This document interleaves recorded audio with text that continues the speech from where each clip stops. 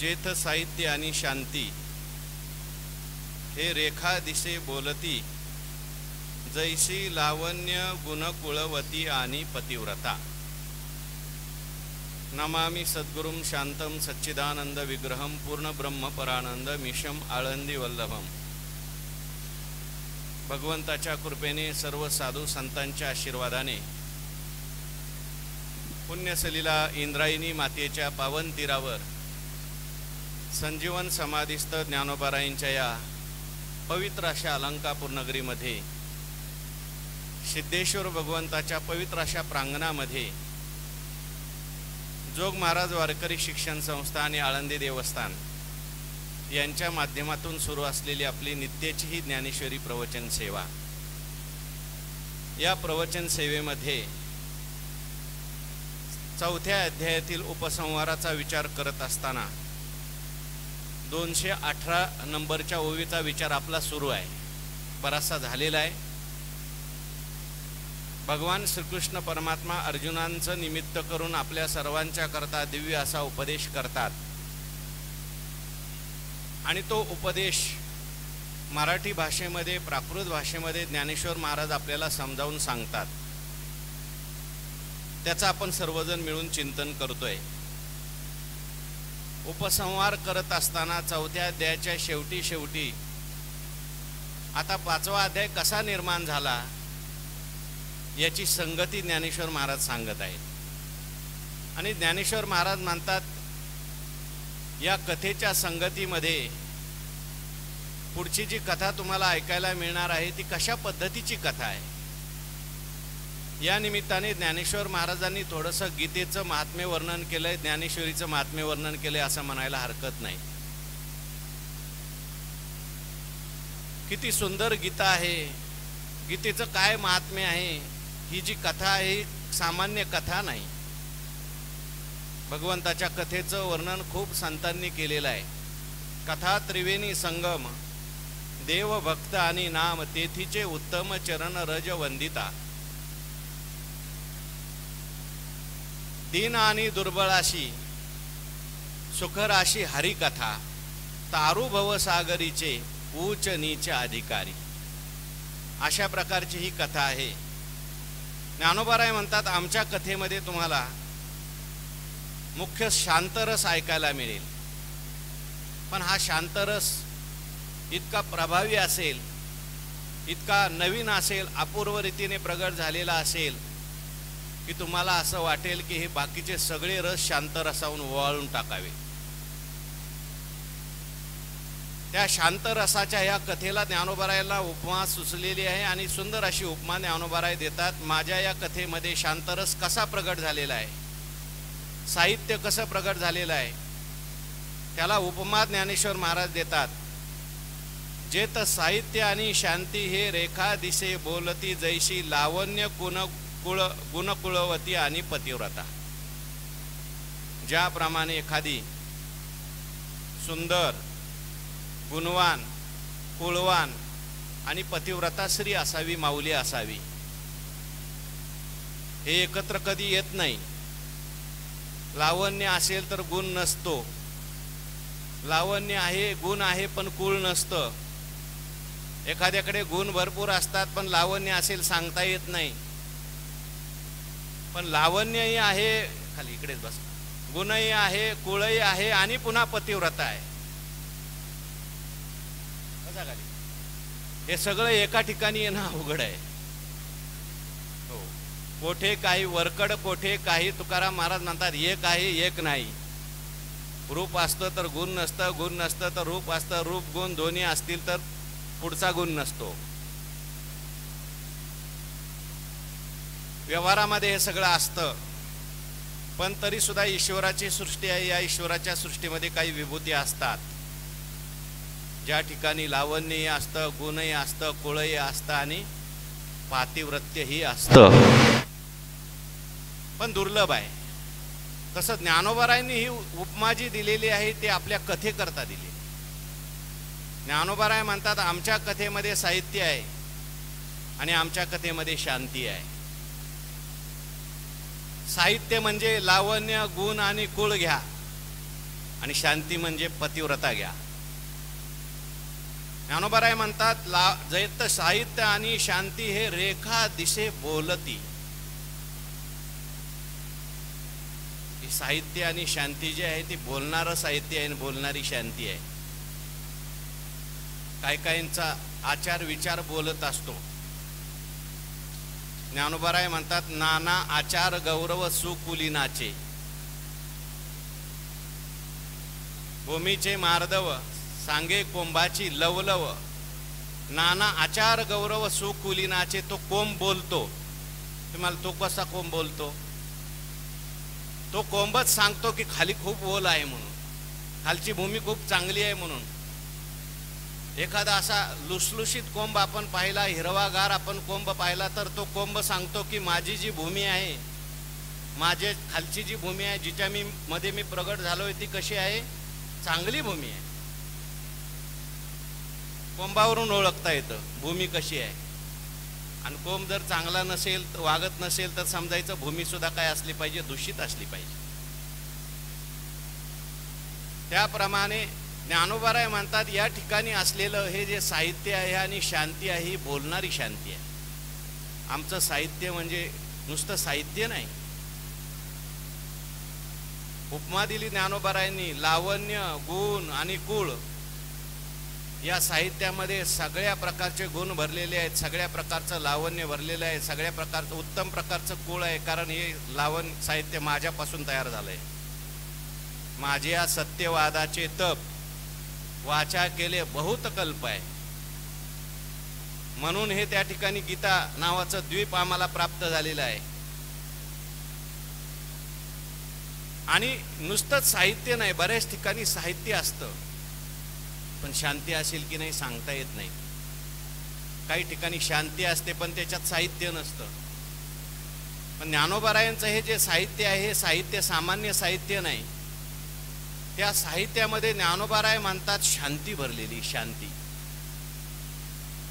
म्हणजे हे साहित्य ऐकता ऐकताच, या ओव्या ऐकता ऐकता, गीता ऐकता ऐकता तुम्हाला शांती प्राप्त होईल. नुसदीची शांती कथा ज्ञानोबाराय म्हणतात ही शांती कथा सामान्य कथा नाही, शृंगाराच्याही माथा पायी ठेवी. आणि जेल वाक्पथा. शृंगार रस सुद्धा तुम्हाला तुच्छ वाटेल, बाकीचे रस तुम्हाला तुच्छ वाटतील, आणि असं वाटेल गीतेचं श्रवण करावं, असं वाटेल ज्ञानेश्वरीचं श्रवण करावं. अशा प्रकारची ही ज्ञानेश्वरी आहे, अशा प्रकारची ही कथा आहे. शांती म्हणजे सामान्य शांती नाही.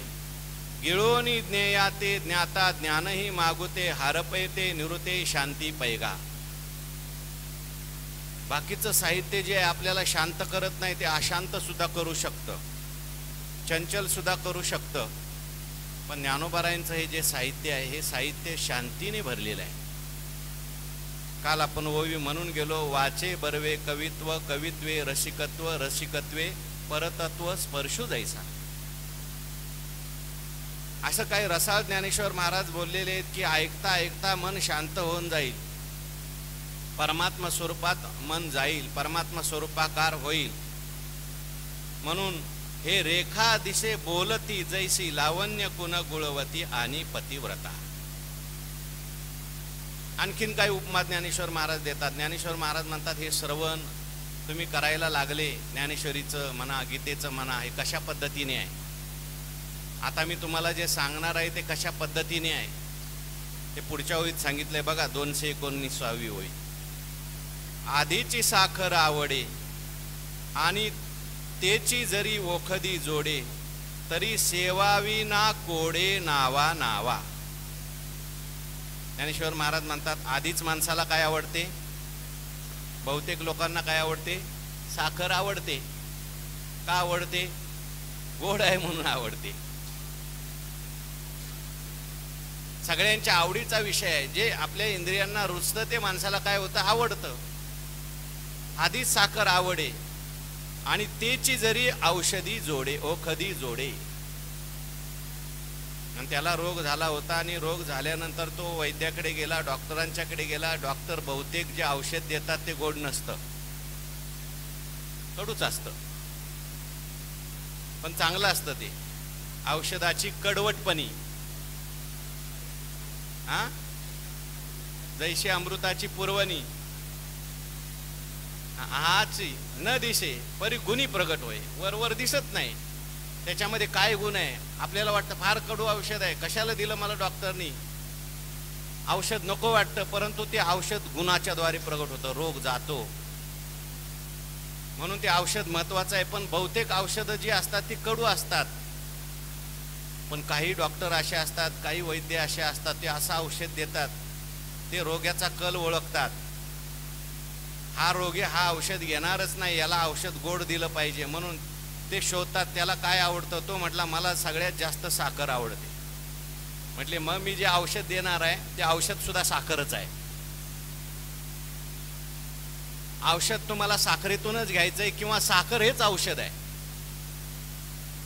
ज्ञानोबाराय म्हणतात आधीची साखर आवडे आणि तेची जरी ओखदी जोडे तरी सेवाविना कोडे नावा नावा. आवाज व्यवस्थित ऐकू येतोय ना, घुमतोय थोडा आवाज. त्या ठिकाणी अगोदरच ज्ञानोबाराय म्हणतात साखर आवडते आणि तेच जरी ओखदी जोडे तरी सेवाविका ना कोडे, सेवावी ना कोडे, कोडे म्हणजे आनंदाने, नावा नावा म्हणजे परत परत. मग म्हणतो मला डॉक्टर असं औषध आहे ना, मी आता 4 वेळा घेईल 5 वेळा घेईल. डॉक्टर म्हणले किती वेळा घ्यायचंय ते घे, रोग त्यानेच बरा होणार आहे. मग असं जर औषध मिळालं तर माणसाला किती आनंद आहे. पण बहुतेक असं औषध मिळत नाही. ज्ञानेश्वर महाराज म्हणतात आमची कथा जी आहे हे असं औषध आहे. बहुतेक साधनं जी असतात ती खडतर असतात. आवाज कमी नको करू बाळा, आवाज तेवढाच ठेव, इको कमी कर. बहुतेक औषधं जी असतात ती कडवट असतात. साधनं जी असतात त्रास देणारी असतात, खडतर असतात. भगवंताची प्राप्ती होण्याकरता अनेक प्रकारची खडतर तपश्चर्या करावी लागते, आणखीन काय काय करावं लागतं. पण ज्ञानोबाराय म्हणतात नाही, आमच्याकडे तुम्ही आल्यानंतर ज्ञानेश्वर महाराज असे वैद्य आहेत, भगवान परमात्मा असा वैद्य आहे की तो गोड औषध देतो, कडू औषध देत नाही. आपल्याला आवडेल ते औषध. म्हणून अशा प्रकारची ही कथा आहे. ज्ञानोबारायांना हा दृष्टांत थोडासा कमी वाटला, म्हणून पुढचा दृष्टांत ज्ञानेश्वर महाराजांनी दिलाय तो विशेष आहे. सहजे मलया नीलू मंदू सुगंधू तया अमृताचा होय स्वादू आणि तेथेची जोडे नादू जरी दैवगत्या. सहजे मलया नीलू मंदू सुगंधू, मलय नावाचा मलयगिरी पर्वत आहे. ज्ञानेश्वर महाराजांच्या दृष्टांतामध्ये सगळे अपूर्व गोष्टी आहेत, दिव्य गोष्टी आहेत. तो मलय पर्वत आहे, त्या मलयगिरीवर काय आहे, चंदनाची झाडं आहेत. आणि सामान्य चंदन नाही, 52 कशी चंदन. हो, असा तो चंदन आहे की काय तापलेलं तेल असेल त्यात एक जर थेंब टाकला तर ते सगळं तेल थंड करून टाकतो. किती थंड असेल बघा. तापला चंदन निववितो कुडी, म्हणजे तो आपलं शरीर त्या ठिकाणी शांत करतो. पण 52 कशी चंदन जो असतो तो त्या पद्धतीचा चंदन असतो. तो चंदन त्या मलयगिरी पर्वतावर असतो. मग त्या मलयगिरी पर्वतावरून येणारा जो वारा असतो तो कसा असेल. ज्ञानोबाराय म्हणतात सहज मलिया नीलू मंदू सुगंध. वारा वाहतो पण तो सोसाट्याचा नाही बरं का. सोसाट्याचा वारा असेल तर त्याच्यात सुगंध येत नाही. मंद मंद वाहणारा वारा आहे. आणि तो वारा कसा आहे, मलिया नील पर्वतावरून येणारा आहे, म्हणून त्याला मलिया नील म्हटलेले. अनिल म्हणजे वारा, मलय म्हणजे मलयगिरी पर्वत. त्या मलयगिरी पर्वतावरून येणारा मंद मंद सुगंधी असा वारा आहे. येतोय तो वारा. आणि तो नुसताच वारा. आता एक कथेसाठी सांगितले बरं का, कथेला उपमा दिली ज्ञानेश्वर महाराजांनी. तया अमृताचा होय स्वादू, पण तो मंद सुगंधी वारा जो आलेला आहे तो नुसताच सुगंधी नाही, तर त्याला स्वाद सुद्धा आहे. म्हणजे तो वारा जर आपण तोंडात घेतला तर वारा कसा लागतो, अमृतासारखाच त्याला स्वाद आहे. तो वारा जरी आपण तोंडात घेतला तरी सुद्धा अमृत घेतल्यासारखं आपल्याला गोड लागतंय, अमृतासारखं स्वाद आहे त्याचा.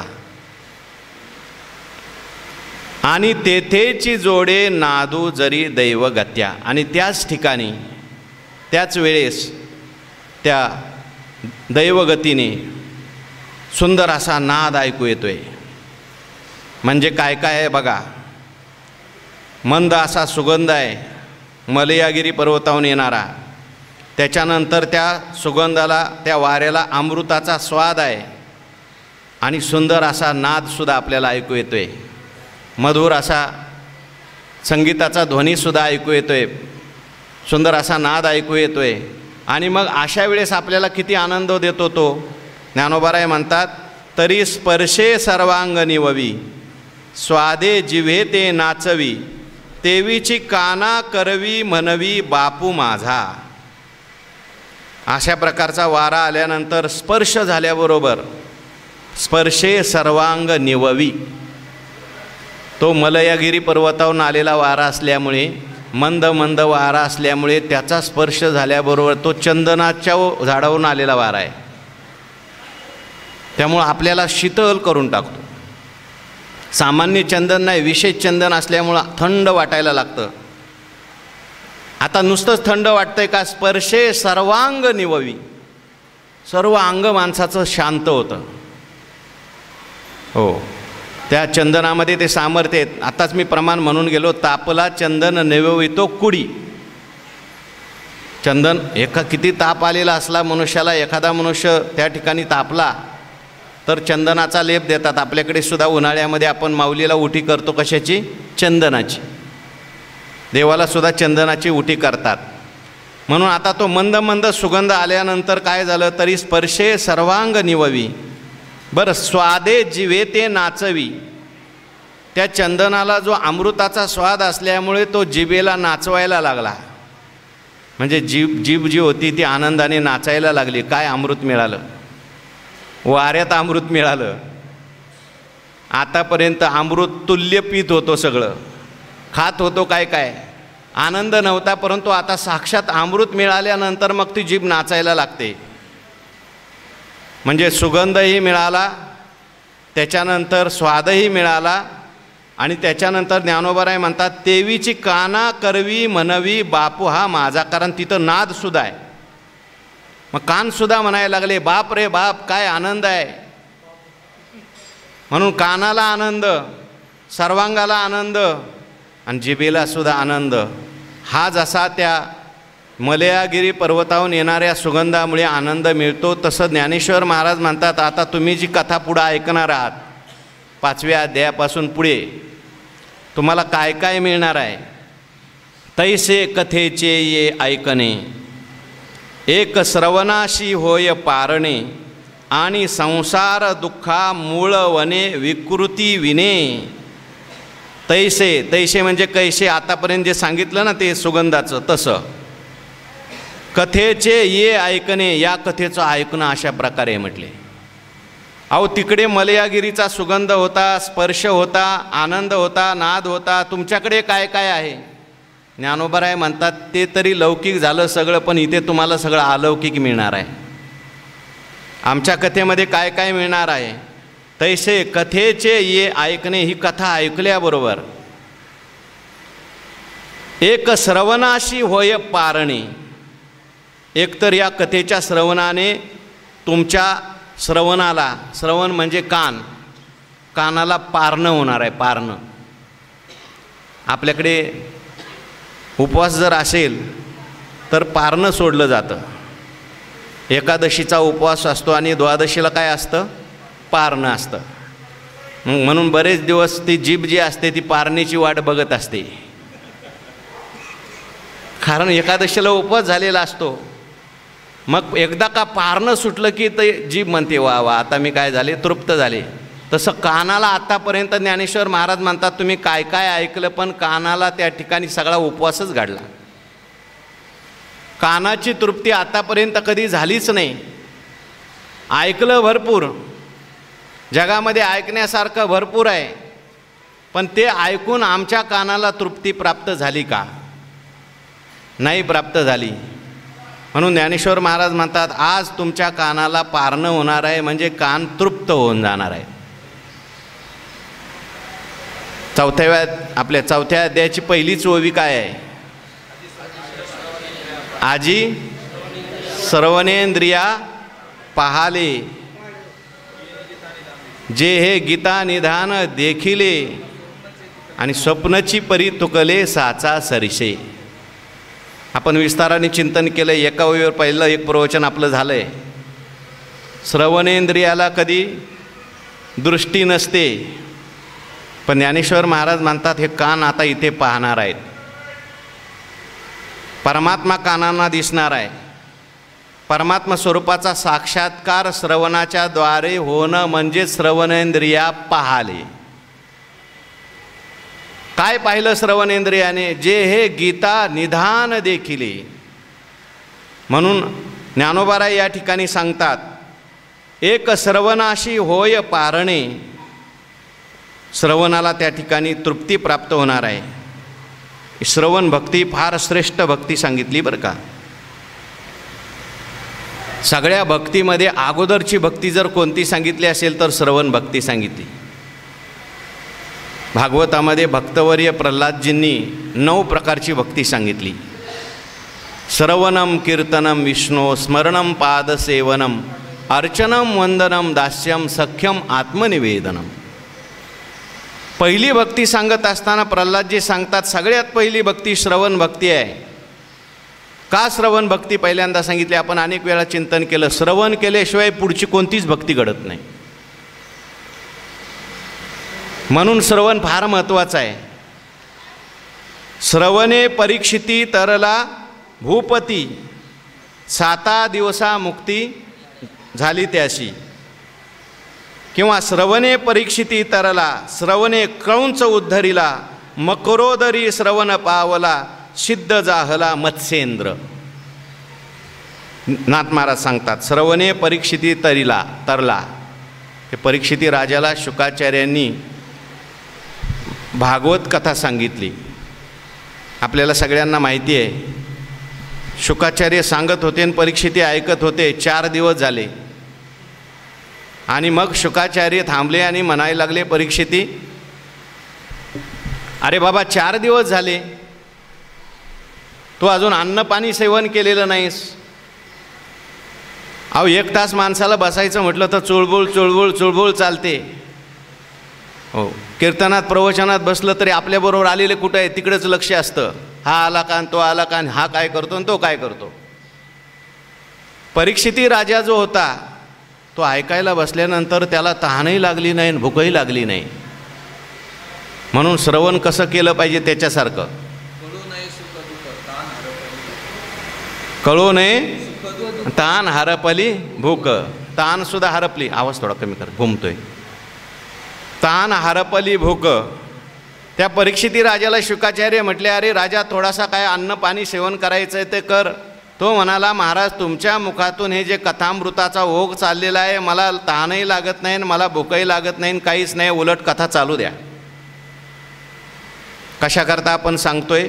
श्रवण भक्ती महत्त्वाची आहे. श्रवणे परीक्षिती तरला, श्रवणे क्रौंच उद्धरिला, मकरोदरी श्रवण पावला, सिद्ध जाहला मत्स्येंद्र. मगरीच्या उदरामध्ये मच्छिंद्रनाथाने श्रवण केलं आणि त्यांना सिद्धी प्राप्त झाली. आपण नेहमी कथा ऐकतो. भगवान शंकर पार्वतीला सांगत असताना श्रवण केलं. कुठं घडलं श्रवण? आवाज कमी झाला रे, वाढव. मकरोदरी म्हणजे मगरीच्या, हा बस, पोटामध्ये असताना श्रवण घडलं. तिथून ओंकार दिला. म्हणून श्रवण महत्त्वाचं आहे. एक श्रवणाशी होय पारणे. श्रवणाला त्या ठिकाणी पारणं होणार आहे. आणि ज्ञानोबाराय म्हणतात, आणि संसार दुःखा मूळ वने विकृती विने. या ठिकाणी जे श्रवण तुम्हाला घडणार आहे त्या श्रवणाच्या द्वारे तुम्हाला लाभ काय प्राप्त होणार आहे? हे श्रवण म्हणजे फक्त नुसतं श्रवण नाही. त्या श्रवणाच्या द्वारे ज्ञानोबाराय म्हणतात, संसार दुःखा मूळ वने विकृती विने. कुठल्याही प्रकारची विकृती, त्रास, दुःख न होता तुम्हाला त्या ठिकाणी तुमच्या संसार दुःखाला मूळवणं होणार आहे. म्हणजे सगळ्या संसार दुःखाची निवृत्ती होणार आहे. पण निवृत्ती होत असताना तुम्हाला कोणताच त्रास नाही, फक्त श्रवण करायचं आहे. इथं मोक्ष असे आईता श्रवणाची माझी. तुम्हाला मोक्ष मिळणार आहे, परंतु मोक्षासाठी खूप कष्टपद त्या ठिकाणी साधनं सांगितलेली आहेत. त्याच्याकरता मोक्षाकरता काय काय करावं लागतं ज्ञानोबरायांनी सांगितलं आहे. विवेक श्रवणे अति त्रासे, जेथ व्रताचरणे कर्कशे, करिता जाती भोकसे बुद्ध्याधिकाचे. बाकीच्या शास्त्राचं, बाकीच्या ग्रंथाचं तुम्ही अध्ययन केलं, तिथलं विवेक श्रवण करत असताना तुम्हाला त्रास आहे. हो, ते श्रवण करताना पहिल्यांदा ते ग्रंथ कळतच नाहीत काय सांगतात ते, कारण त्याच्यात सगळं खंडन मंडन असतं. बहुतेक ग्रंथ तर संस्कृत भाषेमध्येच आहेत. जे मराठीमध्ये सुद्धा ग्रंथ आहेत त्याच्यामध्ये त्या ठिकाणी असे ग्रंथ काय काय लिहिलेले आहेत, असे काय पुस्तकं आहेत किंवा विवेकाची पुस्तकं आहेत, पण त्याच्यामध्ये आपल्याला त्या ठिकाणी कळायला फार सूक्ष्म बुद्धी लागते. सर्वसामान्याच्या डोक्यावरून ते जातं. लोक म्हणतात ऐकत असताना जर एखाद्याला विचारलं ऐकताना तुला आनंद वाटतो का, नाही म्हणतो. जसं त्या डबड्यामध्ये मडक्यामध्ये दगड घातल्यावर खडखड आवाज येतो तसा आता आवाज येतो म्हणतो. असे अवघड ग्रंथ भरपूर आहेत, पण ज्ञानोबराय म्हणतात ज्ञानेश्वरी तशी नाही, मी सांगितलेली गीता तशी नाही, माझी कथा तशी नाही. तिथे विवेक श्रवणे त्रासे, व्रताचरणे कर्कशे, कर्कश अशी व्रताचरण करावी लागतात. आणि करिता जाती भोगसे बुद्ध्याधिकाचे, बुद्धीला शीन निर्माण होतो, त्रास निर्माण होतो. पण ज्ञानोबराय म्हणतात आमच्या कथेत तुम्हाला तसा शीन होणार नाही. कथा सांगता सांगताच मी तुम्हाला असं काही साहित्य, अशी काही शांती, अशा काही रसातून कानाला मधुर लागेल अशा गोड भाषेतून ही कथा सांगणार आहे. थोडं कंटाळवानं वाटलं की ज्ञानेश्वर महाराज लगेच दृष्टांत सांगतात.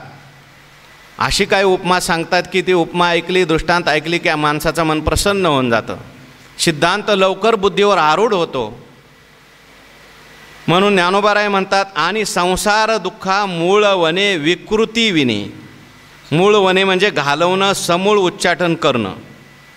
तुमच्या आमच्या मागे, सगळ्यांच्या मागे सगळ्यात मोठं दुःख लागलेलं आहे ते म्हणजे संसार दुःख. पुनरपि जननम पुनरपि मरणम पुनरपि जननी जठरे शयनम इह संसारे.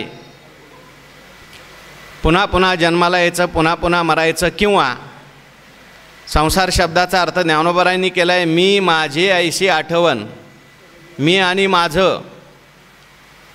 हा जो काही संसार आहे, अहंकार नावाचा संसार आहे, हा जीवाला दुःख देतो. पावलोपावली दुःख आहे. आता मनुष्य सुखी दिसतो की थोड्या वेळाने लगेच दुःखी होतो. महाभारतामध्ये सांगितलं आहे शोकस्थान सहस्राणी भयस्थान शतानी च दिवसे दिवसे मूढम आविशंती न पंडितम. याला महाभारतातली गायत्री म्हटलं आहे. शोकस्थान सहस्राने म्हणजे 1000 वेळा माणसाला दिवसात शोक निर्माण होतो, 1000 वेळाला त्याला भीती निर्माण होते. पण हे सगळं जे आहे ते मूढाला, पंडिताला नाही, ज्ञानी माणसाला नाही. अज्ञानामुळे माणसाने हे सगळं दुःख तयार केलेलं आहे. अज्ञानामुळे त्याच्या मागे हा संसार सगळा लागलेला आहे, मी माझं तयार केलेलं आहे.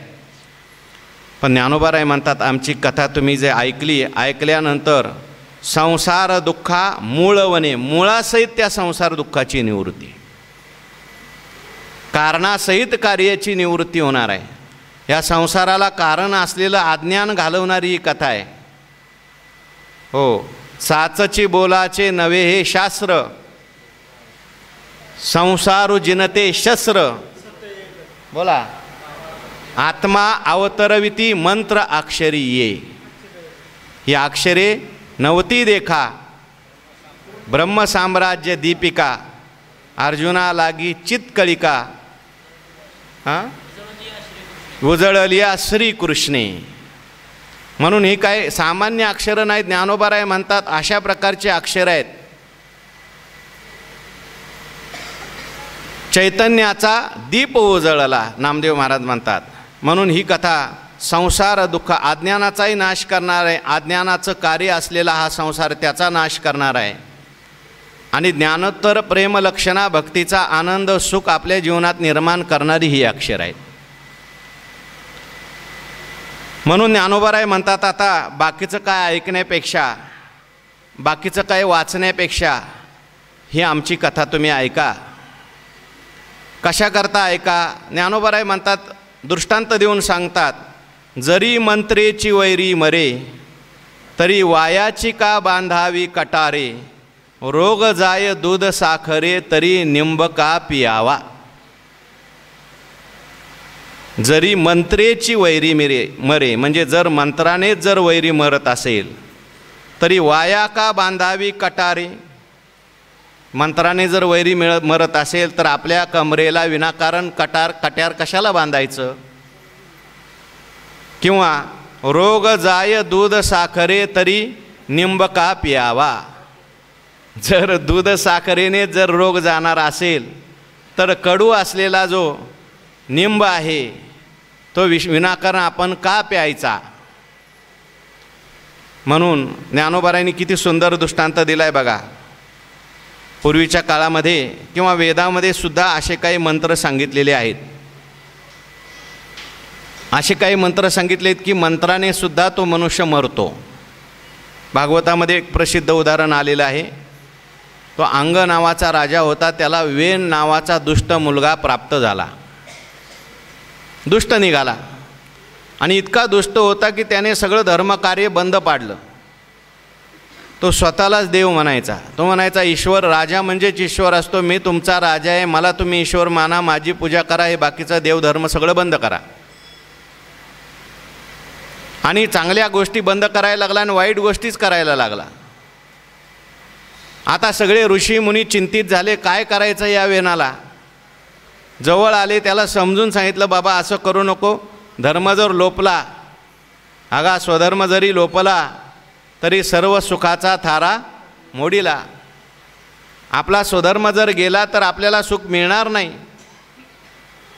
पण त्याने ऐकलं नाही. तो म्हटला, मला तुम्ही शिकवायचं नाही, मला तुम्ही सांगायचं नाही, मी तुम्हाला सुद्धा शिक्षा करीन, दंड करील. आता ते ऋषीमुनी म्हणजे साधे नव्हते, सिद्ध होते.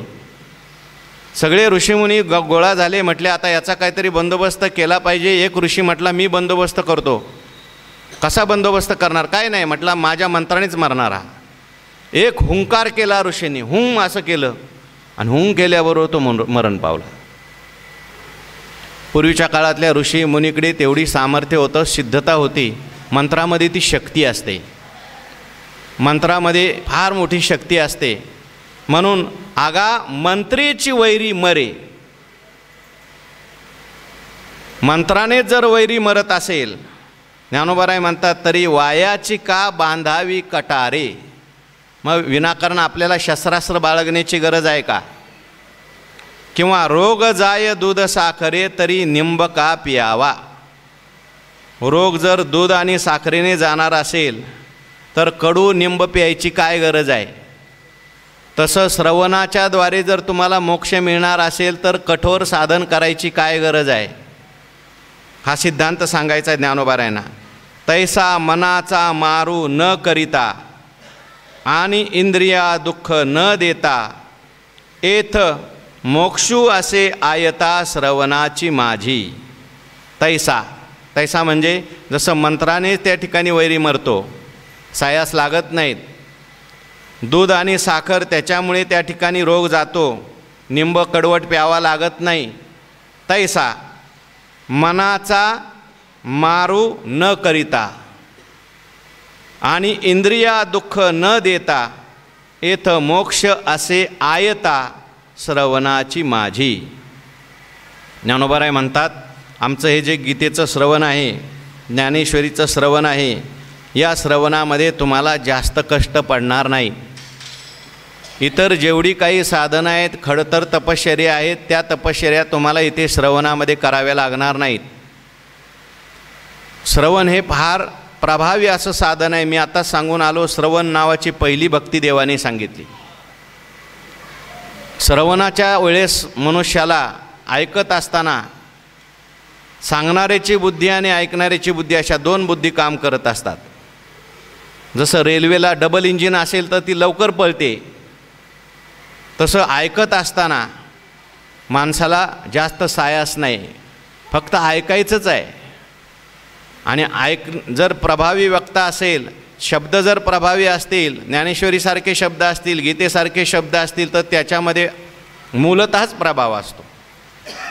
म्हणून ज्ञानोबाराय म्हणतात, या ठिकाणी तुम्हाला इतर कठीण साधनं करावी लागत नाहीत. इतर साधनामध्ये मनाचा मार करावा लागतो, मारू करावा लागतो, मन मारावं लागतं, मनाचा निरोध करावा लागतो. कोणतंही साधन तुम्ही घ्या, योगासारखं साधन करायचं असेल तरीसुद्धा तिथे पहिल्यांदा काय करावं लागतं? योगश्चित्तवृत्ती निरोधा. मनाला मारावं लागतं. आणि मनाला मारणं एवढं सोपं नाही. हे मन फार चंचल आहे. हे मन कसं आहे? जे निरोधिले घे उवावो, ज्ञानोबाराय म्हणतात 6व्या अध्यायात, जया संयमुची होय सावावो, ते मन आपला स्वभाव सांडिल काही. जसं जसं त्याला निरोध करावा, जसं जसं त्याला प्रतिबंध करावा, तसं तसं ते उसळी मारतं. ते एखादं भांडं ठेवलेलं असतं ना चुलीवर, आणि ते आपण वरून दाबलं, खालून जर वाफ असेल तर ती जसं वर भांडं जातं, जेवढं आपण दाबू तेवढं ते आणखीन जास्त वर जातं. तसं मन असं आहे, निरोधले घे उवावो, जया संयमची हो सावावो. संयम नावाचा मित्र घेतला त्या मनाला आवरण्याकरता, पण कधी कधी तो मित्रच काय होतो, त्याला मदत करायला लागतो. आणि ते मन आपला स्वभाव सांडील काही. ज्ञानोबाराय म्हणतात, हे मन विचित्र आहे, हे मन कैसे केवडे, पाहो जाता तरी न सापडे, एरवी राहटावया थोडे त्रैलोक्य येया. पुढं, अगा हे ऐसे कैसे घडेल, जे मरकट समाधी येईल, राहो म्हणता राहील महावातू. हे जे बुद्धी ते सळी, निश्चया ते टाळी, आणि धैर्यशी हातफळी मिळवून असे. विवेका ते भुलवी, संतोषाशी चाड लावी, आणि बैसले तरी हिंडवी दाही दिशा. बसल्या बसल्या प्रवचनात बसल्या बसल्या घरी जाऊन येतं. असं हे विचित्र मन आहे. आणि त्या मनाचा निरोध करायचा बाकीच्या साधनामध्ये. पण ज्ञानोबाराय म्हणतात, ही ते तुम्हाला मनाला जास्त मारावं लागणार नाही. याचा अर्थ काहीच नाही करायचं असं नाही बरं का. कमीत कमी ऐकत असताना तरी मन तिथं पाहिजे. इतर साधनामध्ये मनाला एकदम निरुद्ध करावं लागतं, इंद्रियांना निरुद्ध करावं लागतं. आणि इंद्रियसुद्धा विचित्र आहेत. कशी किती विचित्र इंद्रिय आहेत. ज्ञानोबाराय म्हणतात, तेही किजती कासाविषयी, या इंद्रियाची प्रौढी आईसी, जैशी मंत्रज्ञाते विवसी भुलवी गा. हो, ज्ञानिया ते तरी पैंज देऊनी. मनाचं इंद्रियांची प्रौढी अशी विचित्र आहे. ते काम क्रोधाचं वर्णन आहे. मन आणि इंद्रिय यांना जिंकणं फार सोपं नाही. म्हणून साधू संतांनी इंद्रिय कोडण्याचा परमार्थ सांगितला नाही, तर इंद्रियांना आपल्या विशेष प्रकारची गती द्यायला सांगितली. एकदम असं संतांनी सांगितलं नाही, कायम डोळं झाकूनच बसा. कारण आपण डोळे झाकून कायम बसू शकतो काय? व्यवहार करावा लागतो, खावं लागतं, प्यावं लागतं, व्यवहारात जावं लागतं. डोळे झाकून कसं काय बसणार? म्हणून साधू संतांनी डोळे झाकून बसण्याचा परमार्थ सांगितला नाही. याचा अर्थ कधी डोळे झाकायचे नाही असं नाही, पण कायम डोळे झाकून बसायचा परमार्थ सांगितला नाही. साधू संतांनी कान एकदम बंद करून बसण्याचा परमार्थ सांगितला नाही. हो, कारण इंद्रियांचा हा स्वभाव असतो. आपण पाठीमागे सांगून आलो, आपल्या इंद्रियांचा आपण उपयोग करून घ्यायचा आहे. डोळे तुम्ही घ्या रे सुख, पहा विठोबाचे मुख, तुम्ही ऐका रे कान, माझ्या विठोबाचे गुण. मी गोष्ट सांगितली होती. एक मुलगा होता, आणि तो मुलगा असा विचित्र होता. काही काही पोरांना विचित्र सवयी असतात. तो लहानपणी असा होता का सगळ्यांना लाथा मारायचा. आई वडील त्रस्त झाले म्हणून त्याला शाळेत टाकलं. म्हटले, हा घरात लाथा मारतो, जाऊ दे शाळेत. गुरुजीला लाथा मारू द्या, नाही तर पोरांना मारू द्या. आता तो मुलांना लाथा मारायला लागला, गुरुजीला लाथा मारायला लागला. शेवटी शाळेतले सगळे लोक त्रस्त झाले. शाळेमध्ये एक हुशार शिक्षक होते, ते म्हटले या मुलाला माझ्याकडे द्या. आणि त्याने काय केलं, त्या मुलाला त्या फुटबॉल खेळायच्या त्या ह्याच्यामध्ये टीममध्ये टाकलं. फुटबॉल म्हणजे पायाने उडवायचा असतो तो, बरं का. त्याला सांगितलं काय तुला लाथा मारायच्या ते इथं मार. तो विश्व चॅम्पियन झाला असं वर्णन केलं आहे. कशाकरता मी सांगितलं, ह्या इंद्रियांचा योग्य जर उपयोग करून घेतला तर इंद्रियच आपले त्या ठिकाणी मित्र होतात. म्हणून ज्ञानोबाराय म्हणतात या ठिकाणी मनाचा मार नाही करायचा, मनाला निरोध करायचा नाही, फक्त श्रवणापुरतंच त्याला इकडं आणायचं आहे, मन लावायचं आहे. हो, मना तेथे धाव घेई राही विठोबाच्या पायी. म्हणून मनाचा मारू न करिता आणि इंद्रिया दुःख न देता, इतर साधनामध्ये इंद्रियांना काय आहे, सगळं दुःख आहे. कारण त्यांचे विषय त्यांना नाही मिळाले की काय होतं, दुःख होतं. विषयापासून इंद्रियांना आवरताना किती दुःख होतं. ज्ञानेश्वर महाराजांनी दृष्टांत सांगितले. जे सारसाई बिघडता होय ओहाऊनी वत्स काढिता, ना तरी भनंग दवडता भानयाहुनी. बरोबर आहे ना. सारस नावाचा पक्षी आहे, त्यांना जर ते त्यांचं युगुल असतं, दाम्पत्य असतं, ते जर आपण वेगळं केलं तर त्या पती पत्नीला खूप दुःख होतं. पण हा दृष्टांत कमी वाटला. ज्ञानोबाराय म्हणतात होय ओहाऊनी वत्स काढिता, म्हणजे गाईचं वासरू शेतकरी पहिल्यांदा ते सोडतात. कशाकरता, दूध पिण्याकरता नाही. गाईचं दूध काढायचं असतं, गाई पाणवली पाहिजे म्हणून सोडतात. आणि गाईने एकदा का पाना सोडला की तो शेतकरी असा ओढतो त्याला. आणि ओढत असताना ते वासरू येतं का हो, नाही येत. हा इकडे ओढतो आणि ते गाईकडे ओढतं, आणि ते वासरू त्याला आशीर्वाद देतं, तुझं कल्याण होईल. होय ओहा, त्या वासराला किती दुःख होतं तेही कमी वाटलं ज्ञानोबारायांनी. ना तरी भनंग दवडता भानयाहुनी. भनंग म्हणजे उपाशी एखादा मनुष्य 4-5 दिवसाचा जेवायला बसला आणि त्याला ताटावरून उठवलं, हे दृष्टांतसुद्धा कमी वाटले ज्ञानेश्वर महाराजांना. इंद्रियांना किती दुःख होतं. पुढं सांगितलं काय, माये पुढोनी बाळक काळे नेता एकुलते एक होय का उदक तुटता मीना. आईपासून काळाने एकुलता एक मुलगा जर हिरावून नेला तर त्या आईला किती दुःख होईल. हाही दृष्टांत कमी वाटला. ज्ञानेश्वर महाराज म्हणतात काही काही आई असतात तेवढं दुःख होतं विसरून जातात. पण होय का उदक तुटता मीना म्हणजे माशाला पाण्यातून बाहेर काढल्यानंतर काय दुःख होतं, तसं इंद्रियांना विषयातून बाहेर काढत असताना त्यांची तगमग होते, तळमळ होते. म्हणून ती तगमग, ती तळमळ जे सहन करतात ते खरे वीर. तैसे विषयांचे घर इंद्रिया सांडिता थोर, युगांत होय ते वीर विराग साहती. पण ज्ञानोबाराय म्हणतात श्रवणामध्ये तुम्हाला एवढे कष्ट नाही. का कष्ट नाही, इंद्रियांना तुम्हाला आवरायचं नाही. हे श्रवण करायला लागल्यानंतर इंद्रियच तिकडे जाणार नाही. काय पाहायचंय ते दिठीच टाळी,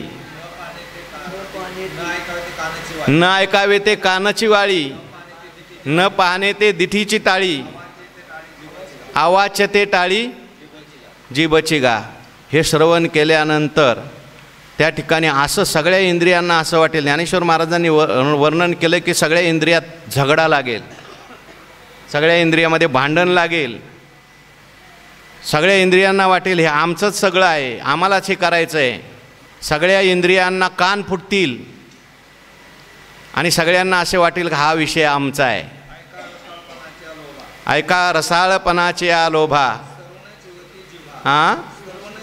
श्रवणाची होती जिभा, इंद्रिया लागे कळंबा एकमेका. आता श्रवण हा ऐकण्याचा विषय आहे, पण डोळे म्हणतील नाही नाही आम्हाला सुद्धा श्रवणच करायचं आहे. सगळी इंद्रिय म्हणतील आम्हाला श्रवणच करायचं आहे. एवढा श्रवणामध्ये आनंद आहे. म्हणून ज्ञानोबाराय सांगतात किती आनंद आहे, तैसा मनाचा मारू न करिता आणि इंद्रिया दुःख न देता एथ मोक्षू असे आयता श्रवणाची माझी. इथे मोक्ष आहे आणि तो कसा आहे, आयता आहे. फक्त आयता म्हणजे नुसता आयता नाही, श्रवण करावं लागणार आहे. श्रवणाची माझी आयता मोक्षू असे. मोक्ष शब्दाचा अर्थ काय आहे? आत्यंतिक दुःखाची निवृत्ती आणि परमानंदाची प्राप्ती, याला मोक्ष असं म्हणतात. आणि हे जीवाचं मूळ स्वरूप आहे, लक्षात ठेवा. परमात्मा, आत्मा, देव, ईश्वर, मोक्ष ही सगळी एकार्थवाची नावं आहेत. आणि परमात्मा हा आपल्याला नित्य अपरोक्ष आहे, हे आपलं स्वरूप आहे. पण असताना, नित्य अपरोक्ष असतानासुद्धा भ्रमाने आपल्याला तो अप्राप्तवत झालेला आहे. जसं एखादा मनुष्य आहे, एखाद्याचा मुलगा आहे, राजाचा मुलगा आहे, पण राजाचा मुलगा लहानपणीच जंगलामध्ये चुकला आणि त्याच्यानंतर तो त्या ठिकाणी जंगलात फिरत राहिला. फिरत राहिल्यानंतर तो शेवटी भिकारी झाला, भिल्ल झाला. भिल्ल झाल्यानंतर त्याला खाण्याकरता पिण्याकरता खूप सायास कष्ट करावे लागले. परंतु एक मनुष्य त्याला ओळखत होता, त्याने ओळखलं की हा राजाचा मुलगा आहे. ते शेवटी त्याला सांगितलं, तू राजाचा मुलगा आहेस. आणि राजाचा मुलगा आहेस असं सांगितल्यानंतर त्याला राजाचा मुलगा होण्याकरता काय कष्ट करावे लागले? ऐकलं फक्त, मी राजाचा मुलगा आहे असं म्हटला का झाला, आणि राजाला कळलं, राजाने आणलं आणि झाला राजाचा मुलगा. तसं जीव हा परमात्मा स्वरूप आहे. जीवाचा मूळ स्वरूप जे आहे ते मोक्षच आहे. परंतु त्याला अज्ञानामुळे तो जीवदशेला प्राप्त झाला, संसार दशेला प्राप्त झाला, सगळी दुःख भोगू लागलेलं आहे. म्हणून त्या ठिकाणी परमात्मा स्वरूपाचा साक्षात्कार जो असतो तो श्रवणानेच होत असतो, शब्दानेच होत असतो. कारण जे आपल्याला नित्य अपरोक्ष असतो त्याचा साक्षात्कार श्रवणा वाचून दुसऱ्या कोणत्याही प्रमाणाने होऊ शकत नाही. म्हणून ज्ञानोबराय सांगतात, मोक्ष असे आयता श्रवणाची माझी. इथं तुम्ही ऐकणार, पाना समाधी जोडे. इथे तुम्हाला मोक्ष प्राप्त होणार आहे, केवळ ऐकल्यानंतर प्राप्त होणार आहे. ऐकण्यानंतर, श्रवणानंतर सद्योमुक्ती प्राप्त होते. बाकीच्या साधनाच्या द्वारे क्रममुक्ती आहे. यज्ञ नावाचं साधन तुम्ही करा, पुण्य निर्माण होईल. निष्काम केलं तर, सकाम केलं तर स्वर्गाला जावं लागेल. कोणतंही साधन तुम्ही करा, साधन केल्यानंतर, निष्काम केल्यानंतर चित्तशुद्धी होते. चित्तशुद्धीनंतर मग पुढं निष्काम उपासना करावी लागते. निष्काम उपासना केल्यानंतर चित्तस्थैर्य होतं, ज्ञानाने मोक्ष प्राप्त होतो. पण ज्ञानोबराय म्हणतात हे श्रवण असं आहे, मोक्ष असे आयता श्रवणाची माझी. आयता शब्दाचा अर्थ मोक्ष तसं पाहायला गेलं तर आयताच आहे, आणायचा नाही मोक्ष कुठून बाहेरून, का मोक्ष नावाचा कुठला गाव नाही. मोक्ष हे जीवाचं स्वरूप आहे. बाबुळीची सारावी हाते पाणी तव असे आयते, आब्रची जावे गगन ते सिद्धची की. पण ती बाबुळी सारण्याचं काम शब्द करतो, आहे की नाही. म्हणून श्रवण ऐकल्याबरोबर हो, म्हणून आगवीची शास्त्रे अविद्या विनाशाची पात्रे वाचोनी न होती स्वतंत्रे आत्मबोधी. पण अविद्या घालणं, अविद्या नाशू हे स्थळ, येणे मोक्षपादान फळ, या दोन्ही केवळ साधन ज्ञान. पण हे ज्ञान श्रवणाने होतं. पण मोक्ष असे आयता ज्ञानोबराय म्हणतात, श्रवणाची माझी. श्रवणाच्या द्वारे तुम्हाला मोक्ष प्राप्त होणार आहे. तेने आबाल सुबोधे गोवियेचेनी प्रबंधे ब्रह्मरस सुस्वादे अक्षरे गुंथिली. हे स्वानंद भोगाची शेल भलतयासीची देईल, सर्वेंद्रिया पोषविल श्रवणा करवी. मनोनी आथलिया आरानुका गीतार्थो हा निका, ज्ञानदेवो म्हणे ऐका निवृत्ती दासू. म्हणून म्हणजे का म्हणून ऐकायचं, त्या श्रवणाचं महत्त्व सांगितलं. आणि श्रवणाचं महत्त्व सांगितल्यानंतर ज्ञानोबराय म्हणतात, म्हणून आथिलिया आरानुका. त्या ठिकाणी तुम्ही ज्ञानोबराय म्हणतात ऐका, गीतार्थ हा निका, ज्ञानदेव म्हणे ऐका निवृत्ती दासो. म्हणून आथिलिया आरानुका हा गीतार्थू निका ऐका, निवृत्तीदासू ज्ञानदेव म्हणे. म्हणून गीता ऐकत असताना अखंड असलेल्या समाधानाने ही गीता तुम्ही ऐका. चांगली ऐका. गीता ऐकू नका, गीतार्थ ऐका असं वर्णन केलं आहे. म्हणजे अखंड समाधानाने ऐका, शांत चित्ताने ऐका, समाधान चित्ताने ऐका. ज्ञानोबरायांचं श्रवणाने मोक्ष आपल्याला प्राप्त होईल, पण ते श्रवण कसं केलं पाहिजे हे महत्त्वाचं आहे. आपण श्रवणामध्ये काही दोष निर्माण होतात, कसे होतात याचं चिंतन मागे सगळं करून आलो आहे. श्रवणी ध्यानी अंतराय लय विक्षेप कषाय का रसास्वादही होय हे चारी अपाय चुकवावे. श्रवणामध्ये लय नावाचा दोष येतो, विक्षेप नावाचा दोष येतो, कषाय नावाचा दोष आहे आणि रसास्वाद नावाचा दोष आहे. हे 4 अपाय चुकवायचे आणि मग श्रवण करायचं किंवा ध्यान करायचं आहे. मी आता ते परत सांगत नाही सगळे दोष कसे कसे निर्माण होतात. म्हणून ज्ञानोबराय या ठिकाणी सांगतात, म्हणून आथिलिया आरानुका. आपण त्या ठिकाणी सर्वांनी प्रसन्न अशा चित्ताने, समाधानी चित्ताने, उल्हासित अशा अंतकरणाने गीतार्थो हा निका चांगल्या प्रकारे, निका म्हणजे योग्य प्रकारे हा गीतेचा जो अर्थ आहे तुम्ही सगळ्यांनी काय करा, ऐका. ज्ञानदेवो म्हणे ऐका, निवृत्ती दासू. ज्ञानेश्वर महाराज म्हणतात तुम्ही सगळ्यांनी ऐका. अनेक ठिकाणी ज्ञानोबरायांनी श्रवण कसं करावं हे सांगितलं आहे. तरी अवधान एकले दिजे, मग सर्व सुखासी पात्र होईजे, हे प्रतिज्ञोत्तर माझे उघड ऐका. ऐसेनी गंभीरपणे स्थिरावलेनी अंतकरणे, आथिला तोची जाणे मानू ये. कसं ऐकलं पाहिजे ज्ञानोबराय म्हणतात, ऐसेनी गंभीरपणे, गंभीर होऊन ऐका. गंभीर होऊन ऐका म्हणजे गंभीर चेहरा करून ऐकू नका. हे विचार किती गंभीर आहेत तेवढी श्रद्धा, तेवढा विश्वास आपल्या अंतकरणामध्ये ठेवायचा आहे आणि तेवढ्या एकाग्रतेने ते ऐकायचं आहे. कारण शब्दाच्याद्वारे परमात्मा स्वरूपाची प्राप्ती या ठिकाणी होणार आहे. हे शब्द साधे शब्द नाहीत, स्थिरावलेनी अंतकरणे, अंतकरण स्थिर करायचं आहे. ऐकत असताना शब्द काय आलेले आहेत आणि त्या शब्दाचा अर्थ काय आहे, त्या अर्थाच्या आकाराची आपली बुद्धी झाली पाहिजे. ज्ञानोबराय ज्यावेळेस म्हणतात ओम नमोजी आद्या, त्यावेळेस जगाचं आद्य कारण असलेला परमात्मा तदाकार आपली बुद्धी झाली पाहिजे. वेद प्रतिपाद्या, ज्ञानोबरायांनी त्या ठिकाणी परमात्म्याला प्रमाण म्हणून वेदाला सांगितलं आहे. याचा अर्थ ज्ञानोबरायांनी प्रबल प्रमाण सांगितलं आहे, हेच खरं आहे. आणि जय जय स्वसंवेद्या आत्मरूपा असं म्हटल्यानंतर बरोबर आपल्यालाही त्या परमात्मा स्वरूपाचा साक्षात्कार झाला पाहिजे. आपण सगळे आत्मरूप झालो पाहिजे. नाहीतर ओवी वाचतोय ओम नमो जे आद्या, कुठपर्यंत आलं पारायण आपलं, कधी व्हायचं, चालणार नाही. वेद प्रतिपाद्या म्हटल्यानंतर इकडं तिकडं लक्ष चाललं आहे, इथं काय करायचं आहे तिथं करायचं, चालणार नाही. हे सगळं करत असताना ज्ञानोबराय म्हणतात गीतार्थ ऐका निका. गीतेच्या अर्थाकडे लक्ष द्या. नुसता गीता ठीक आहे, नुसती गीता ऐकली तरी फायदाच आहे. ज्ञानोबराय तर सांगतात समर्थाचे पंक्ती भोजने, तळल्या वरल्या एकचे पक्वाने, तैसे श्रवणे अर्थे पठने.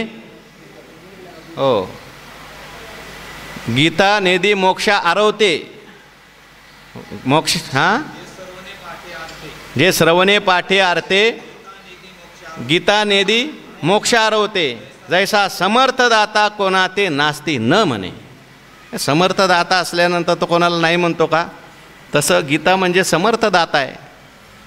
गीता तुम्ही ऐका, नुसती श्रवण करा, तिचा अर्थ करा, पठन करा, त्या ठिकाणी सगळा मोक्षच देणार आहे. पण तरीसुद्धा ज्ञानोबराय म्हणतात बाहेरून प्रदक्षिणा करा. एक प्रदक्षिणा जपाची या, बोला, बाहेरून करती यया, एक ते श्रवण मिशे छाया सेविती ययाची. पुढं हां हां अर्थाच्या. आणि मग पुढं भेटती उराउरी. आतमध्ये गेल्यानंतर, त्या गाभाऱ्यात गेल्यानंतर उराउरी भेट होणार आहे. ती कोणत्या देवाची होणार आहे? आत्मदेवाची भेट करून देणारी गीता आहे. गीता प्रसाद असा आहे. बाहेरून प्रदक्षिणा करा, आतल्या गाभाऱ्यामध्ये जा आणि आतल्या गाभाऱ्यात शिरल्यानंतर मग उरावरी भेट होणार आहे. उरावरी भेट होणार आहे म्हणजे आत्मान तुम्ही एकच होणार आहे, दुसरं काही शिल्लक राहणार नाही. क्षेम देऊ गेले तव मीची मी एकली, आसावला जीव राहो. पाया पडू गेले तव पाऊलची न दिशे. अशा प्रकारे स्थिती होणार आहे. परमात्मा स्वरूप जीव होऊन जातो. म्हणून अशी ही गीता आहे. तुम्ही सगळ्यांनी ऐका, पण मी सांगणार नाही. ज्ञानोबाराय म्हणतात मी कोण आहे. ज्ञानोबाराय मी म्हणतात माझा मी शिल्लक राहिलेला आहे, मी निवृत्ती दास आहे. हे मी सांगणार नाही. मी निवृत्ती दास आहे. निवृत्तीनाथ महाराजच माझ्याकडून बोलून घेत आहेत. मी त्यांचा एक सेवक आहे. सेवके करावे सांगितले माझ्या हातून. निवृत्तीनाथ महाराज माझ्या हृदयात बसलेले आहेत. तोही मजा आतू. ज्ञानोबाराय सांगतात माझ्या आत बसलेले आहेत निवृत्तीनाथ महाराज आत्मरूपाने, परमात्मरूपाने, आणि तेच मला बोलवणार आहेत. जसे निवृत्तीनाथ महाराज बोलवतील तशी मी तुम्हाला कथा सांगणार आहे. पण आता ही कथा सांगायची कोणत्या अध्यायाची सांगायची? 5व्या अध्यायाची सांगायची. ती कथा आपल्याला सगळ्यांना ऐकायची. सुंदर अशा 5व्या अध्यायाचं चिंतन करायचं आहे. उद्याच्या प्रवचनामध्ये आपण त्या ठिकाणी करू. पुंडलिक